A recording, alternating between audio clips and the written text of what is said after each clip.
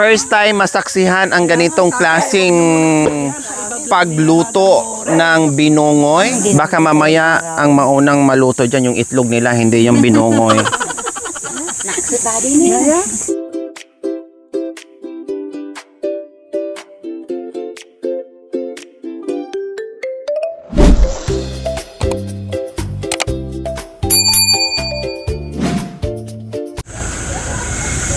Hi! Diyos ko, nagkadaligaw-ligaw kami. May gulay. Nagluluto ko ng itlog kaninang nag-chat ka. Madam, love you. Miss you. Diyos ko, nag-ikot-ikot kami, Kuya Boy. Naligaw kami kaya. Kasi yung itlog niluluto ko. Tapos, nagulat kami nung bumalik na kami na kasama na namin ko. Dito din tayo galing kanina. Nakailang beses kami ikot-ikot ganyan. Kaya sabi ko na tawagan mo na si Ate Jenna, magpasundo na kami sa ospital. Ay, malapit pala dito, no? Sarado kasi yon, kaya umikot tayo ng ilang baryo. Ay, apo. Dali. Sarado. Mag-ano na tayo kasi. Sabi ko, Ano to? Ay, wow. Sabi ko nga, lutuin na nila. Talaga? Oo, sabi ko lutuin na. Para may bindihan yung binungay. Para may iba-vlog daw si Madam. Oh, sige, para tara. nakita nyo mga. Saan? Saan na? Magkape na kayo. Magkape na ba? Kape na. Oo, ayan. Ay, hindi, pwede naman habang nagkakape, bitbitin natin. O, punta tayo doon, ganon. Dali na, mag-ano na kayo. O, sige na, kape na kayo, kanya-kanya na tayo. Langin-langin ni Madam doon sa palaisda.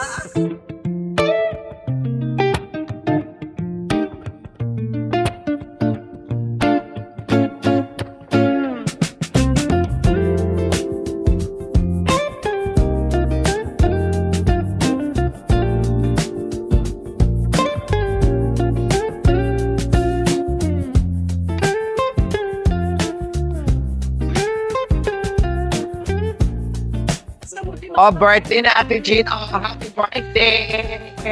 Diyos po, madam. Oh, happy birthday. Ayan na. Pagpasensyahan nyo dahil nandito lang tayo sa probinsya. Wala tayo sa Maynila. Oh. Diyos ko, nanginginig ako, buhay. Ibang klase ka sa mga bilibig si Madam Dory. Yes, birthday ngayon ni Ate Gina. Wow. Kasi mahilig ka sa bag-bag. Lagi ko napapansin naka-shoulder bag, naka-slim bag. Yes po. Sige nga, isuot mo nga kung bagay ba. Ano ka? Swerte mo naman. Yes, syempre, gano'n ka kay kamahal?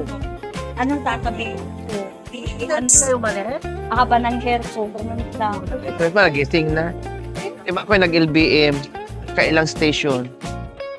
Pinagkanda naman. Please, gamitin ko sa'yo. Wow!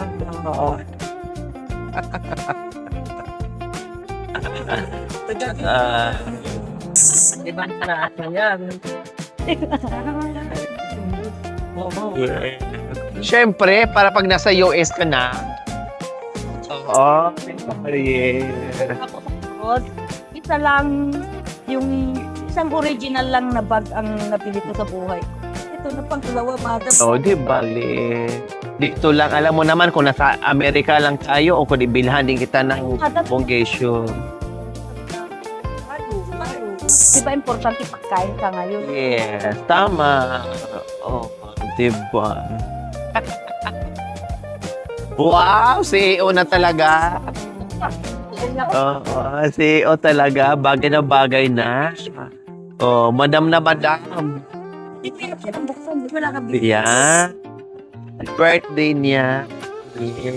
Yan. Wala nang cash. Oo.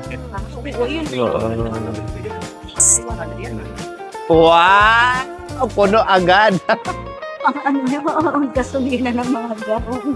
Wala ka palang pasok pag Sabado. Napuno agad. Yan. Oh, di ba? Kaya ka. Wait lang kunin ko yung tissue na. Grabe naman yung banggarita.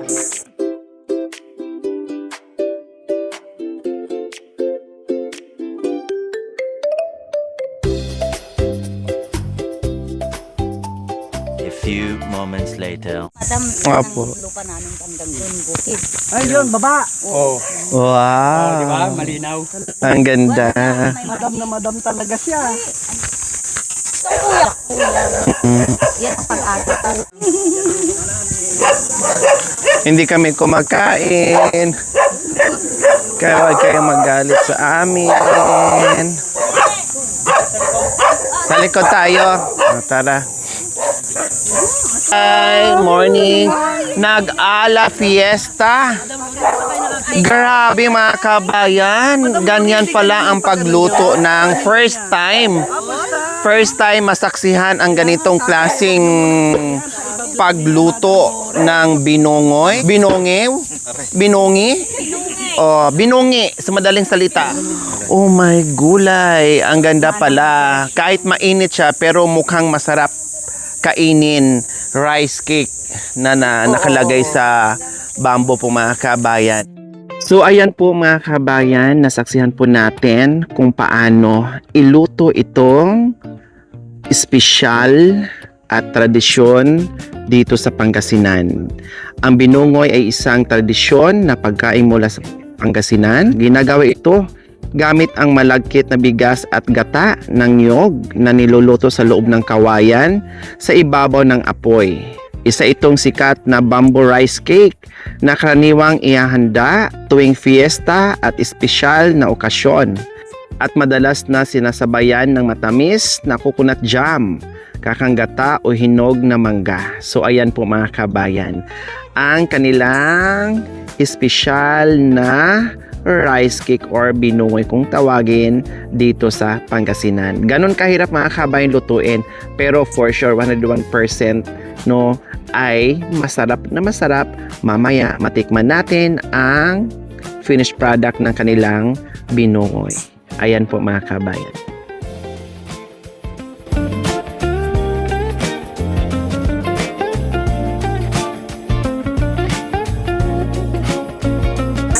Maganda pala dito. Malamig. Hapo. Ayan. Oh.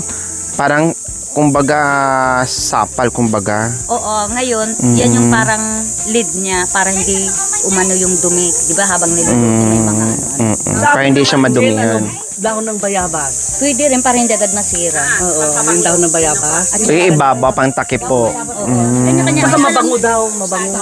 Oo. Kaso wala namang bayabas. Yan ang specialty namin talaga dito sa Pangasinan.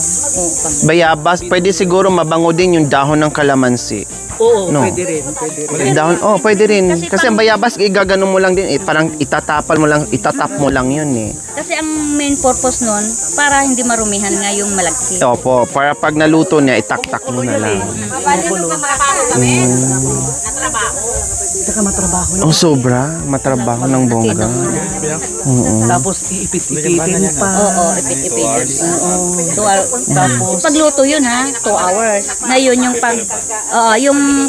Hiwa. Ay, yung pagbukas. Di ba nakababad ang malagkit?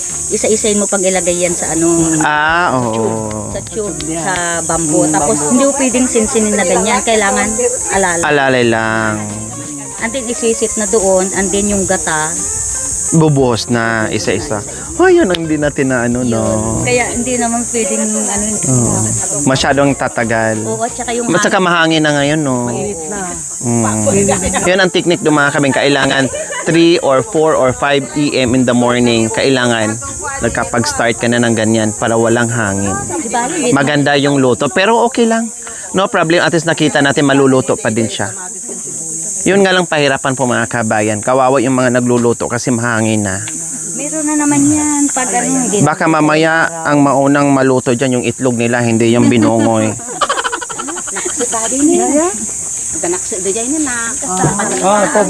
Thank you kuya ha. Ang kuya namin nag-iisa. Thank you po. Wow. Joel Mendez. Ayan, maganda yung ganyan lang sana yung apoy niya yan. Yung walang hangin masyado. Yung isa yung banda ron, sunog na dad. Yan si Joel. May dalawa ron, kabila. Namin di ganyan ang ano. Pero di ulit na, sampay. Atangap niyo kung natin mabigla. Nilalagay namin daw. Kambing o karne? Parang gusto kong dumaan sa gitna.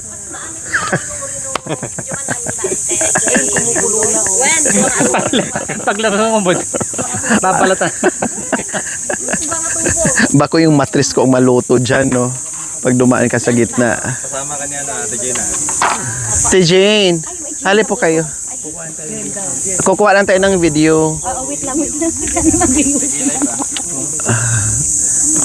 Nilagyan yata niya. Kasi bago yung bag.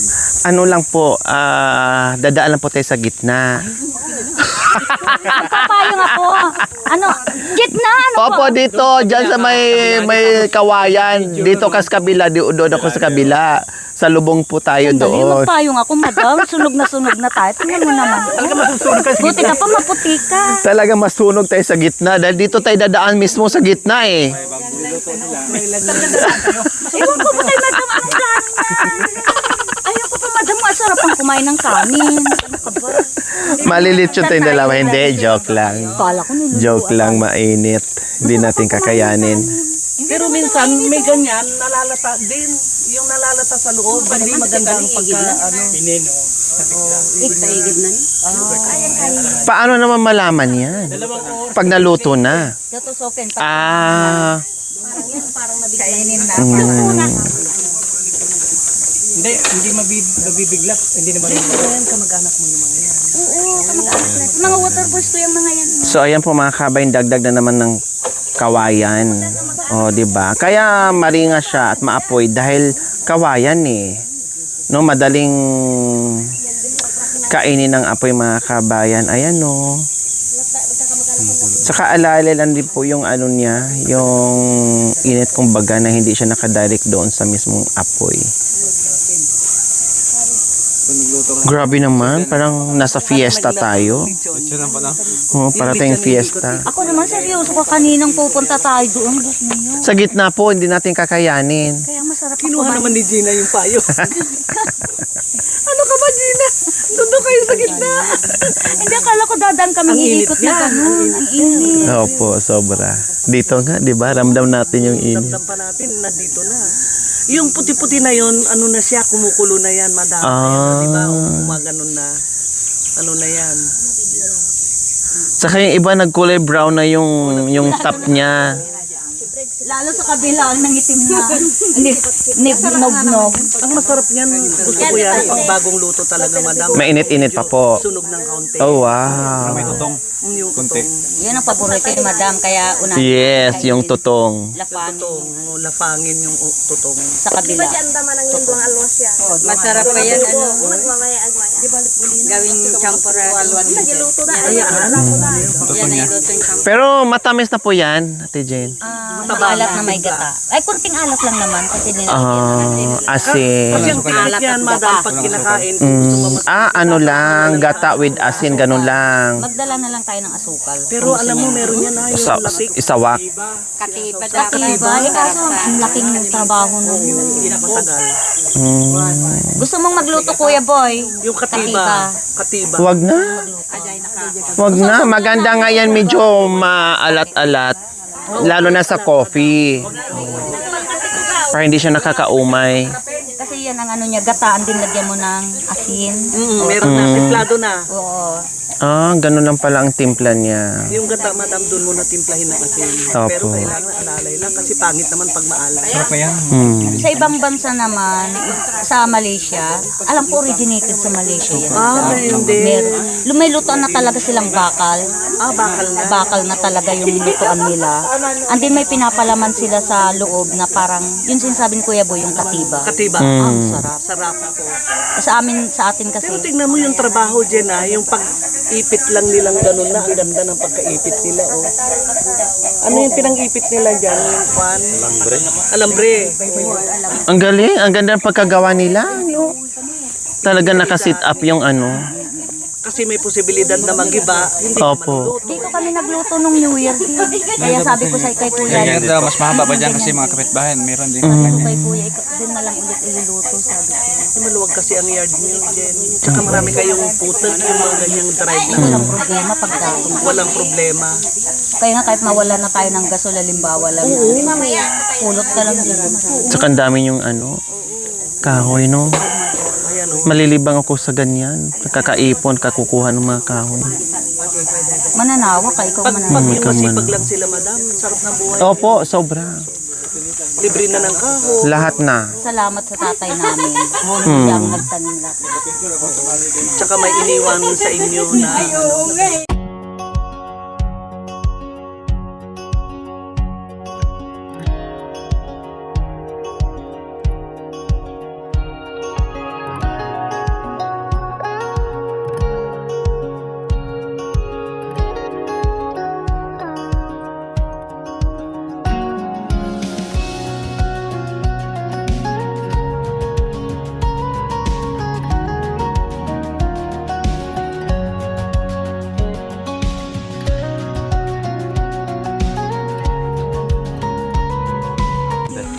So ayan po mga kabayan, napapansin nyo po yung itaas, no, ay medyo umangat na. So ibig sabihin, malapit na siyang maluto at iniini na lang ngayon. Wala na masyadong apoy mga kabayan, kumbaga baga na natitira kasi malapit na po yan at yun nga, iniini na lang po yung mga kabayan. O di ba?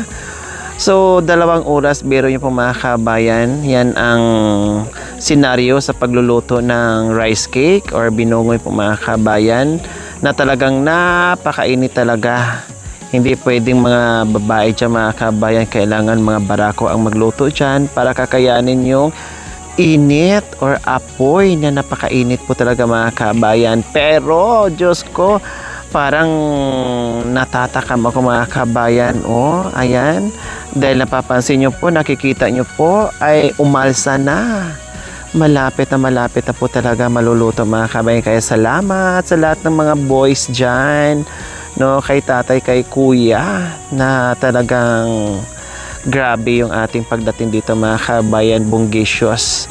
No, talagang naramdaman natin kung gaano kainit yung baga na or apoy na hinaharap nila, ganun din kainit yung pagtanggap nila sa atin dito mga kabayan na talagang damang-dama natin.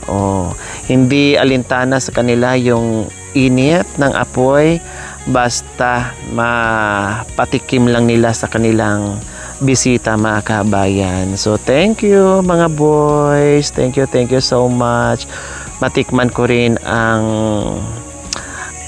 special na pagkain o tradisyon na rice cake dito sa Pangasinan po mga kabayan. So mag-antay na lang po tayo ng ilang minuto dahil iniini na matitikman na po natin ang finished product ng kanilang rice cake. A few moments later. So ito na po yung ating finished product sa rice cake po mga kabayan or binungoy po mga kabayan kung tawagin dito sa Pangasinan. So tikman na po natin. Ito yung niluto almost 2 hours po mga kabayan. Grabe no? So nakita nyo naman kanina kung paano yung proseso sa pagluto mga kabayan. Talagang lumabas ang pawis ng ating mga the boys. Pati itlog nila nalusaw mga kabayan sa sobrang init. Pero wagas naman. Subukan natin at tikman natin. Yes. Then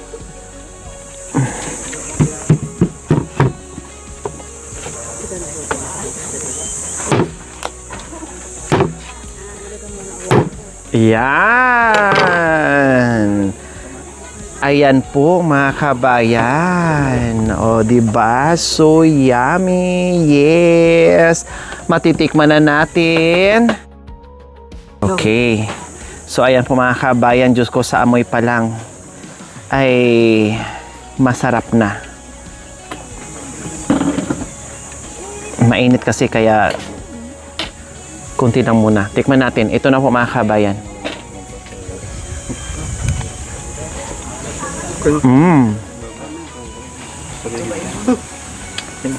kasama manggang. Mainit. Maalat-alat na creamy siya mga kabayan dahil sa gata. No? Medyo maalat-alat siya. Talagang swak na swak doon sa coffee mga kabayan sa umaga.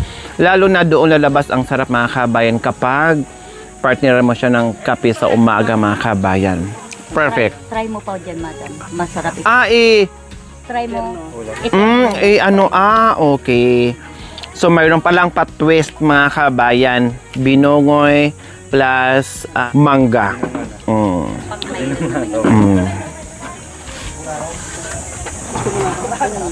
Oh, ayan, pinagsama ko ang binongoy at saka mangga mga kabayan. Ang tawag dito, manggay o monggoy. Perfect. Kailangan panggatas. Grabe, ang sarap. Mangga na may binongoy. O, sige, totohanin na natin mga kakain na talaga tayo. Huwag natin pakimik-kimik pa. Thailand yan.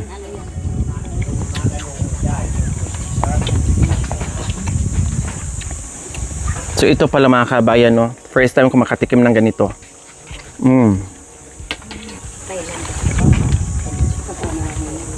Kain po tayo. Salamat po pala sa kay Kuya, sa pangunguna na Kuya, mga kabayan, at sa mga The Boys. Salamat sa pagmamahal. Sabi ko nga kanina mga kabayan, kung gaano kainit habang niluluto nila ito mga kabayan. Doon pa lang sa preparation mga kabayan, bongga, grabe. No? Ganon kainit yung pagluluto ng binongoy, ganon din kainit yung pagtanggap nila sa buong team. Kasama sila ni Kuya Boy, Ate Nelly, Ate Let. Thank you. No, sana hindi kayo magsawa sa amin tumanggap dito. Dahil talagang na-appreciate namin ng bongga at naramdaman namin ng bongga yung inyong pagmamahal. Hindi fiesta ha, pero nag-ala fiesta dito mga kabayan dahil dumating kami na bulabog namin silang lahat. At happy birthday kay Ate Jenna. Kantahan muna natin happy birthday. 1, 2, 3, sing! Happy birthday to you! Happy birthday! Walang support system dyan! Happy birthday! Happy birthday! Happy birthday to you! Ayan, happy birthday po, Ate Jenna. And thank you sa pag-gift. Ayan. At salamat sa lahat na pina-experience niyo po sa amin at pinakita niyo po talaga ng bongga sa amin kung paano ang preparation dito mga kabayan bago natin makain yung sarap ng binongoy. Maraming salamat. Ayan. Okay, sige. Kayo di kayo kakain? Kumain na kayo. Or nagsawa na rin kayo? Nen, nga makan-makan na itin na po yun, Jen. Nen, nagaro. Kumain ka.